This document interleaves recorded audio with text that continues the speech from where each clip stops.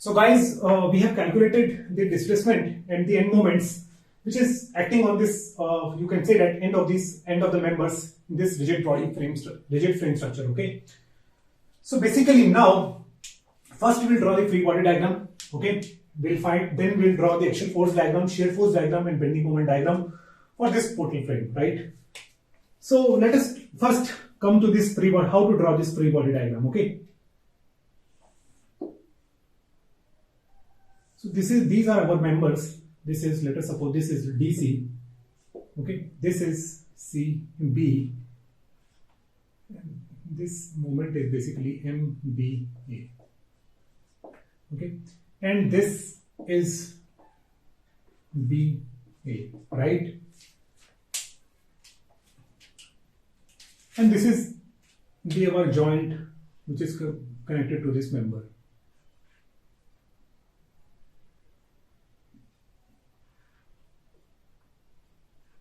Okay. Now you can see that MDC is basically negative, right? So at D point there will be anti-clockwise movement of magnitude 25. Okay, direction is already shown over here, anti-clockwise. So this negative sign is basically showing the anti-clockwise direction. Okay, at MCD is again anti-clockwise, value is 15, right? For this AB, if you calculate this MBAB, it is again anti-clockwise 18 kilonewton. And here also this is anti-clockwise, so this is 12 kilonewton, right? At C and B, if you look at this point, the MCB value is 15 kilonewton meter, clockwise positive. And here also MCB is 12 kilometer clockwise, it is positive, okay? So this is the moment which we have shown, right? Here one load is acting 10 kilonewton load. Okay.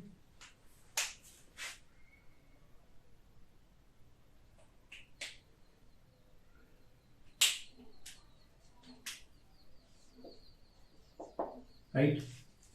Now, to balance this unbalanced moment, we need to have to balance this unbalanced anti-clockwise moment, we need to have couple in clockwise direction. Okay, so the clockwise, therefore the clockwise direction couple, the forces generated at the end will be, and at the end will be in this direction, and then the C will be in this direction. Okay, and these two forces are basically equal, right?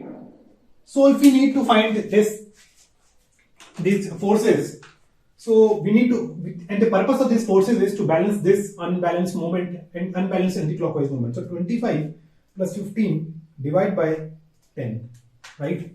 So its value will be nothing but 25 plus 15 is equals to, let us suppose this is V reaction, V into lever arm is 10, so V equals to 4 kilonewton. Okay, so the value of V is 4 kilonewton in this direction. For this point C, it will act in this direction. It will, this forces will produce clockwise moment, okay, and that will balance this anti-clockwise moment. Okay. Now, if you see at this point, there will be 4 kilonewton in opposite direction to this 4 kilonewton, right? And again, to balance this remaining 10 minus 6 kilonewton force, there will be force in, this is the force 6 kilonewton, right? At this point, the force will act 6 kilonewton like this. Okay, again to balance this force, there will be 6 kilonewton force like this. Okay, at this point, the 6 kilonewton load will look like this, direction will be opposite to this. Okay, and to balance this thing, there will be 6 kilonewton load will act like this, right? At this point, the 6 kilonewton load will act like this, and this point, the 6 kilonewton load will act like this. You can also see that here the unbalanced moment is basically 30, and if it 30 divided by lever arm, we are getting the value of 6 kilonewton. Okay, so this is the value of the force which is generating at this A point, right? So now this thing is done. So if we calculate, if we now here you can see that what you can say, this is the 15 kilonewton moment, and here this moment is basically 12 kilonewton meter. Okay, both are clockwise. So we need to have anti-clockwise moment to balance this thing. Okay, it is looking like this. This is 15, this is 12. So 15 plus 12 divided by 10 will be equals to 2.7. 2.7. So 2.7 moment will act like, the couple will act like this. Okay, so at this point, this is the direction of the couple. 2.7. Okay.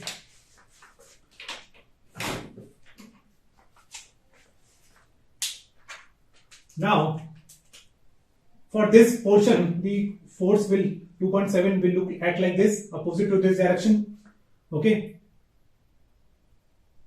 To balance this thing, to balance this force in this joint, there will be force in downward direction, which is 2.7, and again at this point the force will be in upward 2.7, and here again the force will be in downward direction, which is 2.7. Okay, right? Similarly, if we see over here, and to balance this, at this point, the force will act in downward direction, which is equals to 2.7. Again, to balance this thing, there will be force in upward direction, 2.7.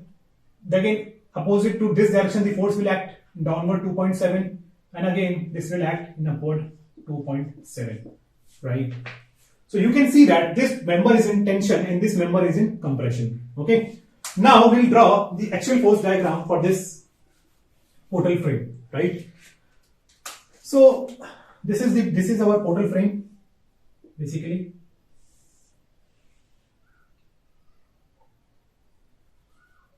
Okay, and we need to draw the axial force diagram. We'll draw individually for each member, right? First member is DC. Okay, for DC member, you can see that DC member, the forces is acting like this. Okay, so this member is basically tension, right? So if you look from here, if you look from this side, and you consider this direction as positive, okay, this direction as positive, right, and this direction as negative. To positive direction,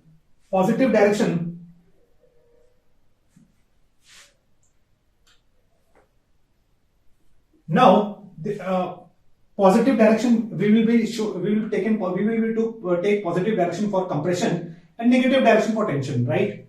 So here you can see that this member is under tension. Okay, basically. So our axial force diagram for this member will look like this. This is negative. Okay. Let us suppose this is reference line, and below this reference line is negative. So this is basically a tension diagram. This is showing tension. Okay. This is for compression. Compression, and the magnitude will be, this magnitude is 2.7. Okay. This magnitude is also 2.7. So this is our actual line. This is C and this is D. This is A, this is B. No, here this is C point and this is D point. Okay, this is our reference line. So this is here the reference line. So positive is above the reference line. You can see that. Here the negative is below the reference line. If you look from here, right? Now come to this member CB. CB member is in compression, so it will be again positive. So this is basically 6 kilonewton, right? And if you see from here, okay, above this reference line is we consider positive. Okay, so compression we are showing positive, right? So this is basically 6 kilonewton diagram. So this is basically the axial force diagram for this member, right? Where the CB member is coming in compression, DC member is in tension, and this member is in but you can say that compression. So shear axial force diagram is done. Now we need to draw what will be the shear force diagram for this beam, right?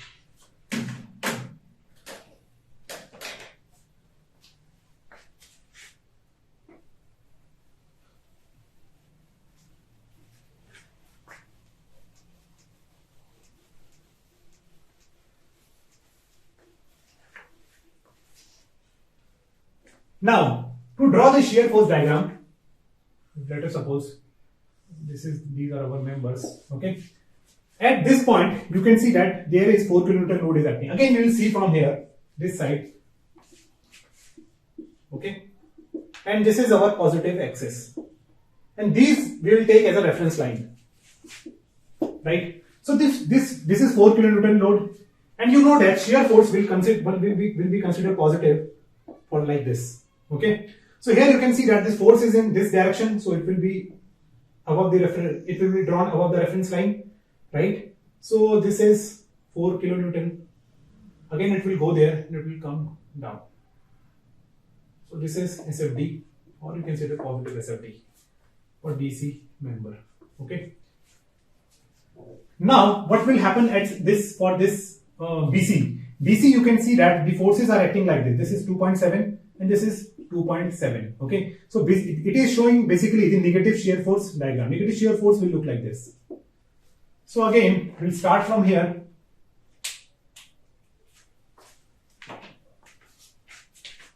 There will be, this is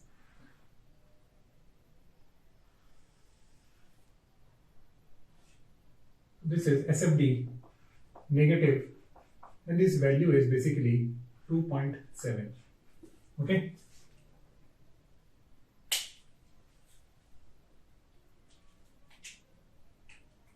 Now for this member BA,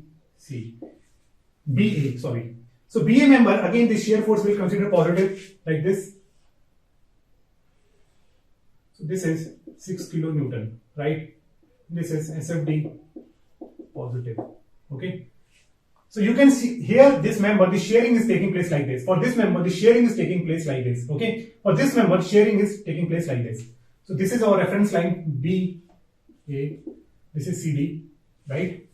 So this is our shear force diagram. You can see that if we consider this AB as a reference line, the shear force will be in positive direction as per our assumption. Okay.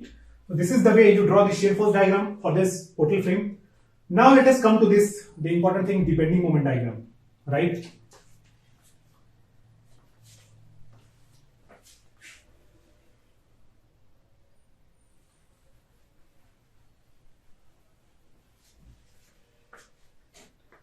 So for the bending moment diagram, as you can see that the bending moment diagram will be drawn on compression side. Okay. So due to this moment, the compression will be generating at this point. Okay, the compression will be generated at this side. Suppose if this is the cross section of this member, you can say that CD. So the compression, if due to this moment, the compression will be on this side. This side will be in tension, right? And bending moment, we know that it will be drawn on the compression side. Okay, the ordinates will be laid towards compression side. So so this side in compression, so bending moment will start from here, and this value is basically 25 kN/meter, right?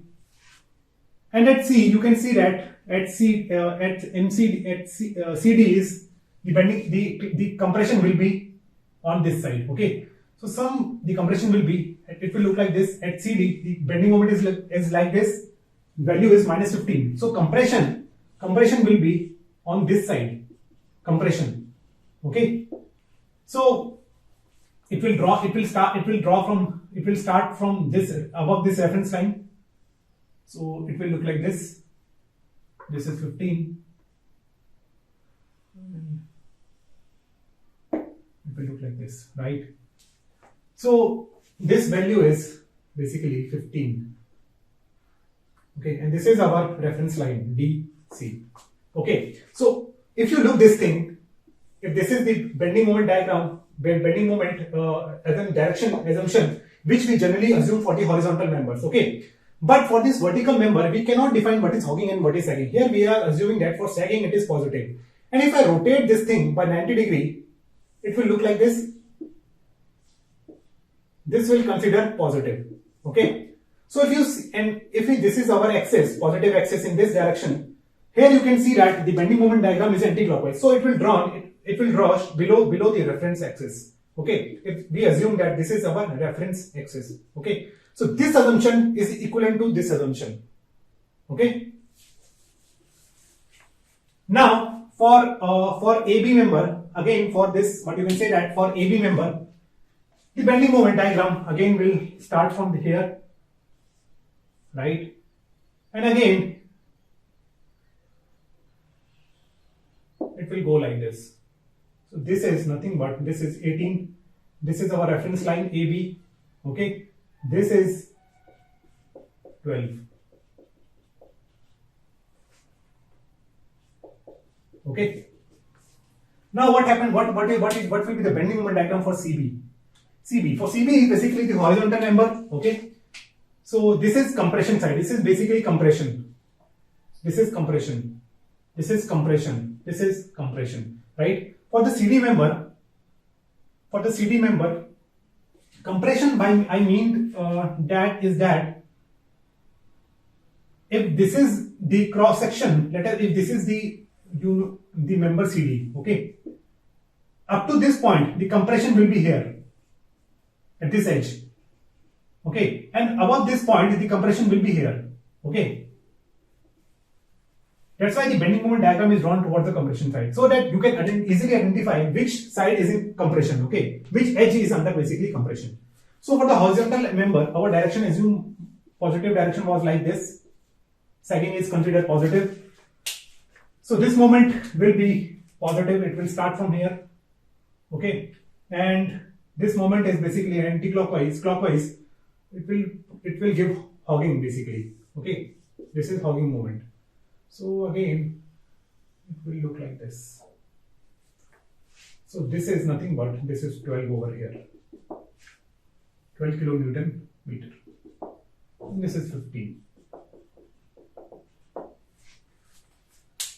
Okay, so this is the bending moment diagram for this what you can say that for this portal frame. Okay, now draw this deflection curve, deflection diagram we need to draw.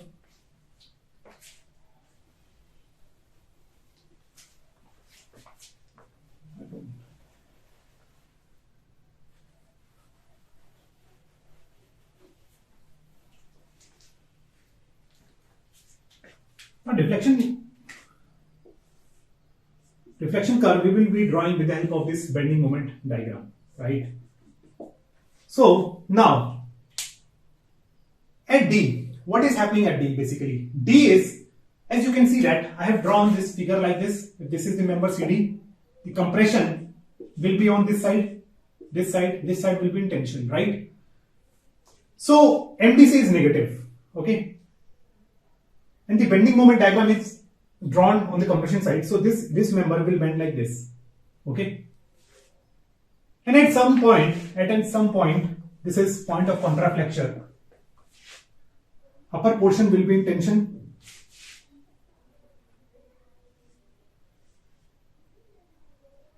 and after some point,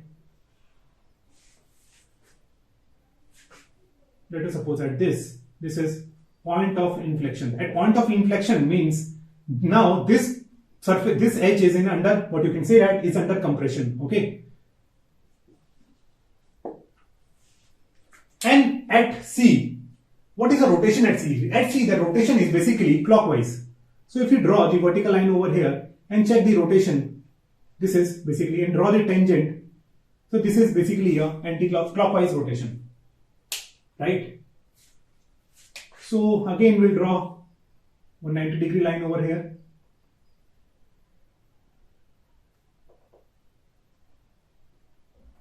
Okay, the angle between this is 90 degree, right? Again the rotation will be clockwise. Now you can see that for this bending moment diagram, This is point of contraflexion. You can easily calculate that thing. Okay. So up to, let us suppose up to here, it is sagging. Now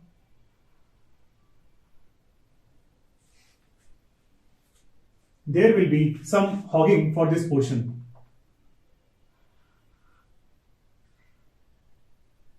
Okay. There will be some hogging for this portion, right? Now you can see that. Now you can see that this theta at this point is basically clockwise. Okay. So this is clockwise 8.75 over my EI, right? And again, if you draw the tangent line, again one tangent like this, perpendicular to this, and you can see that this is our delta value. This is delta which we have calculated. This is delta value, right? And it is coming down by some amount. This portion is coming down by some amount, and we have already calculated. It is already given in the question. It is 50 over my EI. Okay. This point B is coming little bit vertically down. You can see that. Okay. Now what about this member? This AB. How will it bend like this? How will it will bend? So you can see that this at this portion, at this A point is basically, it is under, there is some horizontal movement, and there is basically some vertical movement also, and there is anti-clockwise rotation. Okay. So for the anti-clockwise rotation, this portion cannot bend like this. Okay, because this rotation is clockwise, right? So it have to bend like this. This rotation is anti-clockwise, right? So at D, what will happen? Let us suppose this displacement is 77 over my EI. Okay. This displacement is 50 over my EI, right? And now you can see that if you draw the tangent over here, or you can say that over here, tangent at this point A, so there the rotation is basically anti-clockwise. Okay, because our member is vertical, we won't calculate the we should not calculate the angle from this horizontal. We will calculate the angle from this reference line. Okay, which is vertical. So here you can see that this rotation is basically anti-clockwise. Okay, so our beam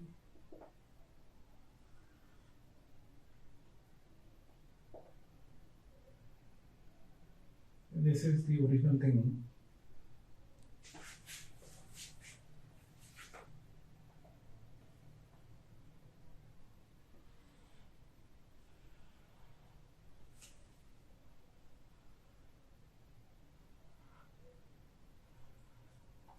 Okay, it will bend something like this. Okay, this is again the point of contraflexion over here, and there will be some point of inflection over here. Okay, this portion will be in compression top side, right? So and you can see that this delta, this is delta dash horizontal, which is equals to 77 over my EI, and this is in vertical direction, which is equals to, what you can say that it is equals to, which is given 15 over my EI, right? And this rotation, you can see that this will be anti-clockwise, and this value is given 6.25. Okay, so this is the deflection diagram.